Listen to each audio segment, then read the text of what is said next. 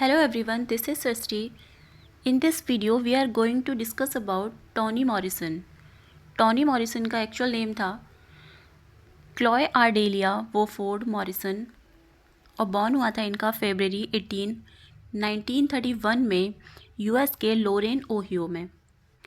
Death हुई थी अगस्त 5, 2019 न्यूयॉर्क सिटी यूएस में। She was an American novelist and editor. Toni Morrison novelist होने के साथ साथ एडिटर भी थी। Morrison became a Catholic at the age of 12। Toni Morrison ने 12 साल की एज में कैथोलिक धर्म अपना लिया था and took the baptismal name Anthony after Anthony of Padua which led to her nickname Tony. Padua के संत थे एंथनी, उनके नाम पर फिर जब ये बैप्टाइज हुई कैथोलिक धर्म में तो उनके नाम पर इन्होंने निकनेम लिया टॉनी और उसी के बाद से इन्हें टॉनी मॉरिसन के नाम से जाना जाता है। She read frequently as a child. Among her favourite authors were Jane Austen and Leo Tolstoy.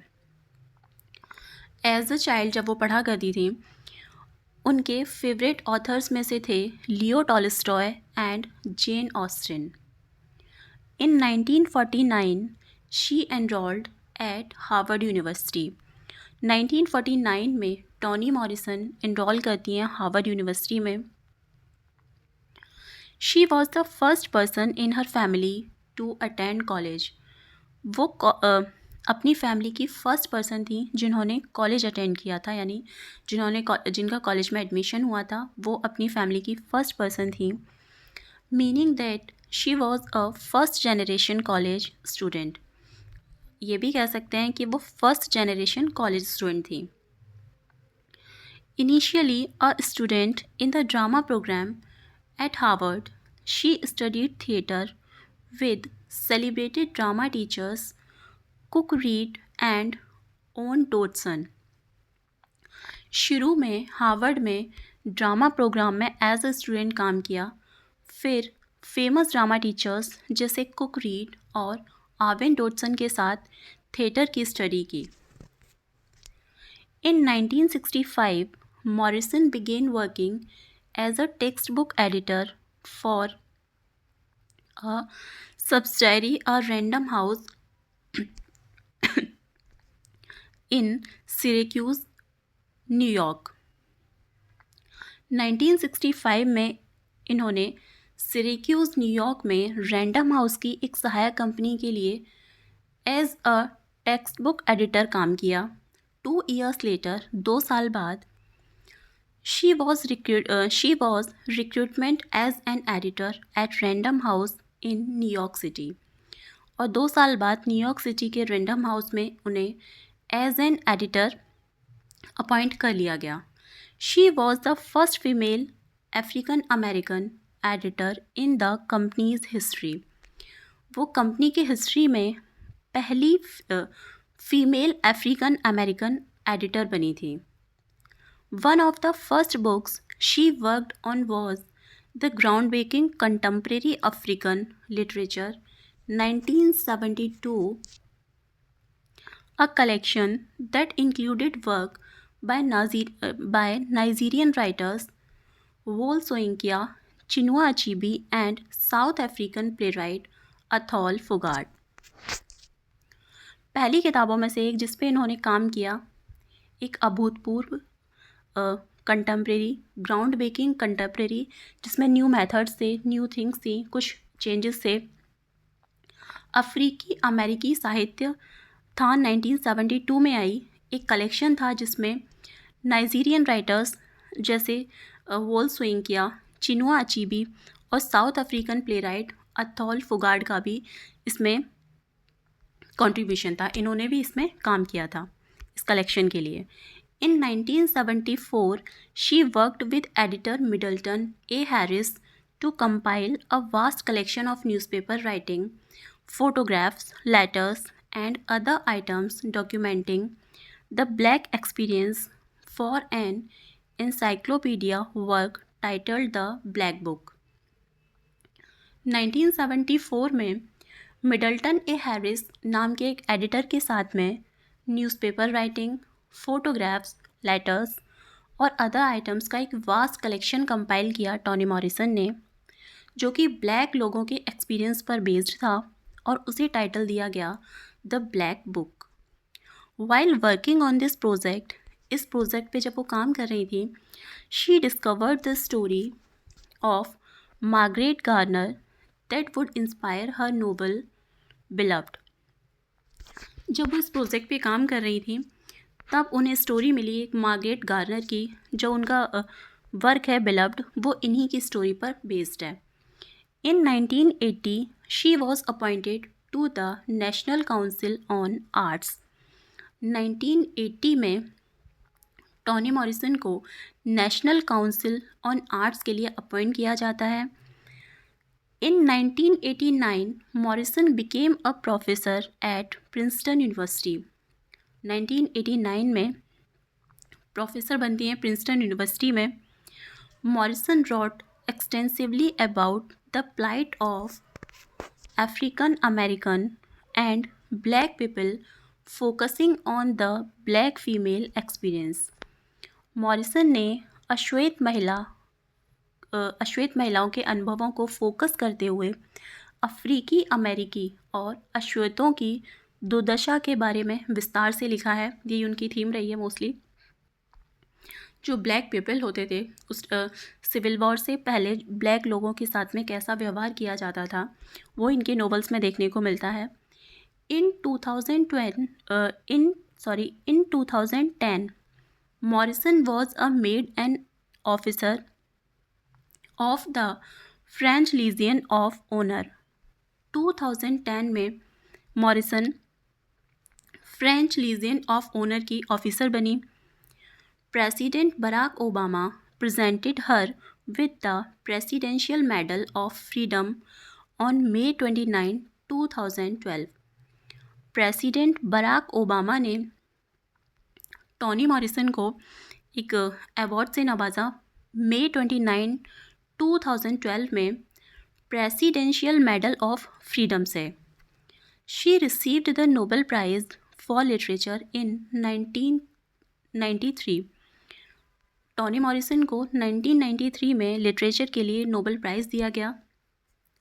Becoming the first black female writer in history to be honoured with the prize, और वो history में पहली black female writer हैं जिन्हें Nobel पुरस्कार से नवाजा गया।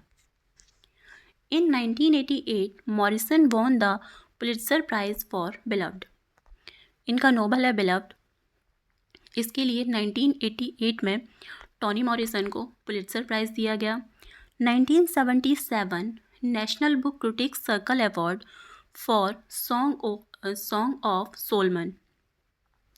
1977 में National Book Critics Circle Award दिया गया सॉन्ग ऑफ सोलमन के लिए।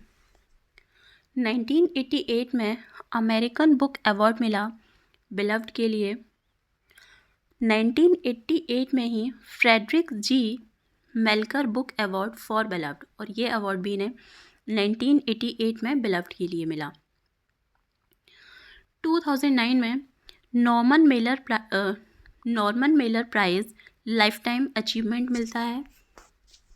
वर्क्स हैं जिनमें नोवेल्स हैं द ब्लूएस्ट आई 1970 में आया, सुला आया 1973 में, सॉन्ग ऑफ सोलमन आया 1977 में, टार बेबी 1981 में आया, बिलव्ड 1987 में, जैज 1992 में, पैराडाइज 1998 में, लव 2003 में, गॉड हेल्प द चाइल्ड 2015 में, children's books the Big Box, the Journey to School Integration, Little Cloud and Lady wind.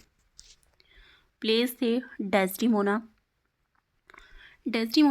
का टाइटल लिया गया है विलियम शेक्सपियर के एक प्ले ओथेलो का कैरेक्टर है डेस्टिमोना, वहीं से टाइटल लिया गया है। ड्रीमिंग एमिट, ये इनके प्लेस थे। बिलव्ड जो नोवेल है इनका, उसके कुछ हाईलाइटेड पॉइंट्स हैं। Beloved is a 1987 novel by American novelist Toni Morrison. ये नोवेल आया 1987 में, टॉनी मॉरिसन ने लिखा है। Set in the period after the American Civil War, और इसमें स्टोरी है अमेरिकन सिविल वार के बाद की। It was adopted as a 1998 movie of the same name starring Oprah Winfrey, और इसी पर मूवी बन चुकी है 1998 में इसी सेम नेम के साथ, जिसमें अभिनय किया ओपरा विनफ्रे ने। Beloved is a novel inspired by the true story of Margaret Garner.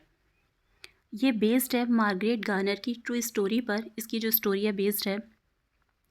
Beloved is about a black woman named Sethi and her family who are haunted by a malevolent spirit.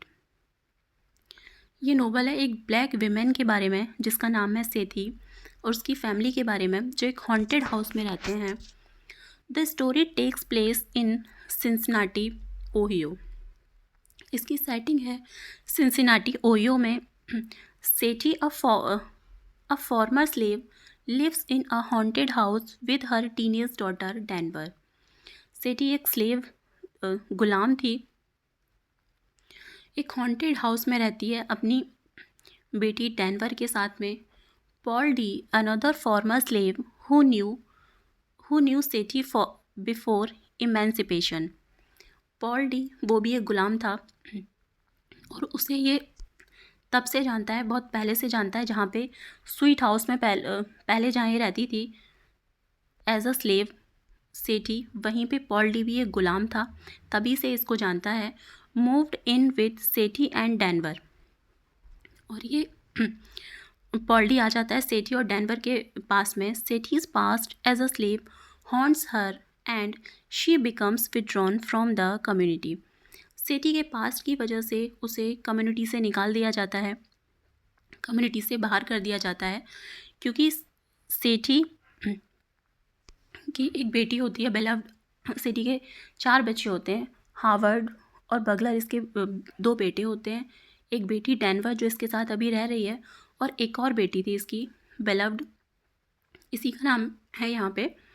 उसे ये सेठी मार देती है। क्यों मार देती है? क्योंकि ये नहीं चाहती थी कि इसके बच्चे भी गुलामों वाली ज़िंदगी जिएं, तो कहीं ना कहीं उस डर से सबसे पहले उसी को मारती है, अपनी बेटी को।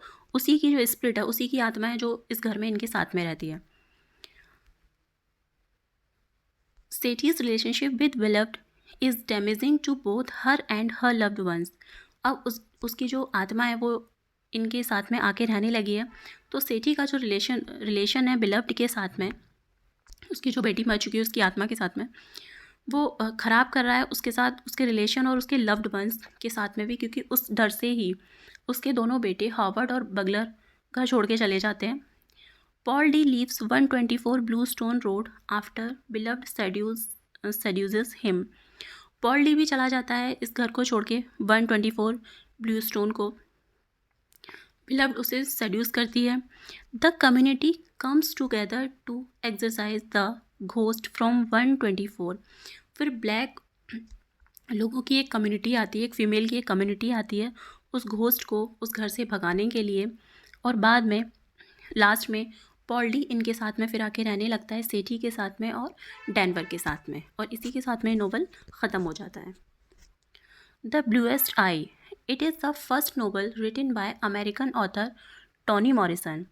ये टॉनी मॉरिसन का पहला नोवेल है।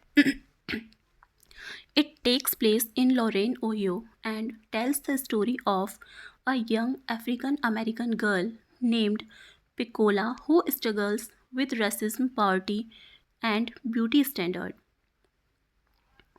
इसकी भी सेटिंग रखी गई है ओहियो में, लोरेन ओहियो में, एंड इसमें स्टोरी है एक यंग अफ्रीकन अमेरिकन गर्ल की जिसका नाम है पिकोला, जो स्ट्रगल करती है रेसिज्म से, पावर्टी से, ब्यूटी स्टैंडर्ड से।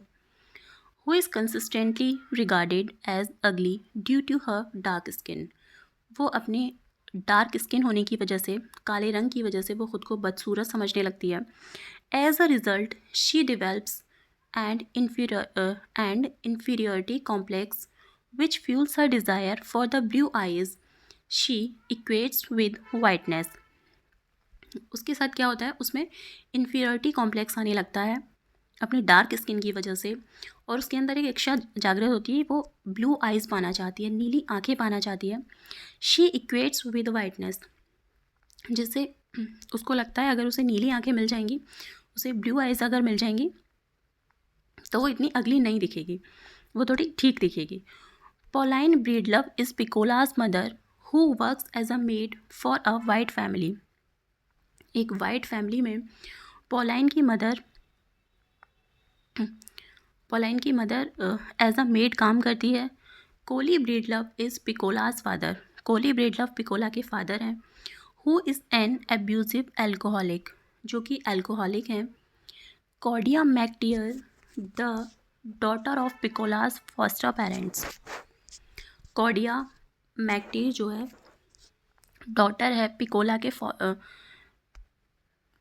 के फॉस्टर पेरेंट्स की. Pecola's father rapes her leaving her pregnant. Pecola के फादर उसका रेप कर देते हैं और उससे वो प्रेग्नेंट हो जाती है. Pecola seeks help from a children named Soaphead Church. Pecola एक सोपेट चर्च नाम के आदमी से क्या मांगती है, वो चाहती है कि उसकी आंखें नीली हो जाएं, उसे ब्लू आइज़ मिल जाएं. Who can not give her blue eyes, जो कि उसे ब्लू आइज़ तो नहीं दे सकता. पिकोला डिस्केंट्स इनटू मैडनेस. पिकोला की दिमागी हालत जो है वो ख़राब होती जाती है. Believing her wish has been granted, और उसे लास्ट में लगता है कि उसकी जो नीली आंखें पाने की जो इच्छा है वो पूरी हो गई है.